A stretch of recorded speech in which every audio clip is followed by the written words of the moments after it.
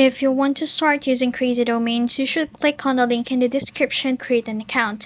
In this video, I'm going to show you how to create subdomain in Crazy Domains. So basically, subdomains are great for creating separate sections of your website, like a blog, store, or a specific landing page without needing to buy a new domain.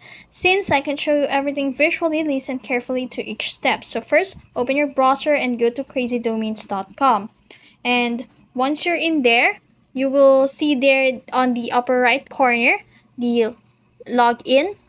Now you'll need to enter your account credentials in there. Once you log in, you'll be redirected to your account dashboard. So in the dashboard, navigate to the domain sections. So assumingly we have a domain purchase in here. So as you can see here, the add new domain button. This is the button to access the list of domains you can buy from Crazy Domains. And assumingly we already buy here. So find the domain where you want to create a subdomain and then click manage. Once you click on that, in the domain management page, look for the DNS settings or manage DNS options and then click on it to access the DNS management panel. In the DNS management page, you'll need to scroll down to the section labeled Add Record or DNS Records and then choose the following settings to create a subdomain. So you will see there the record type. You can select a record or CNAME if pointing to another domain. Then you'll see there the subdomain.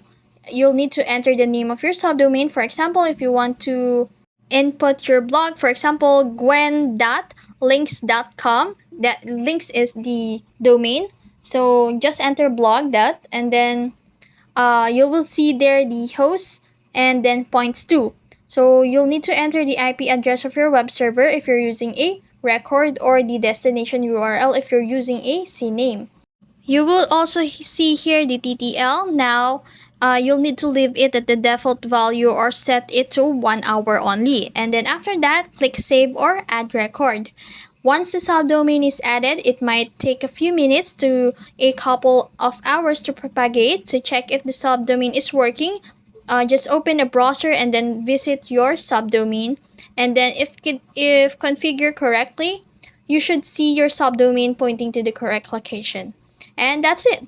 That's how you create a subdomain in Crazy Domains.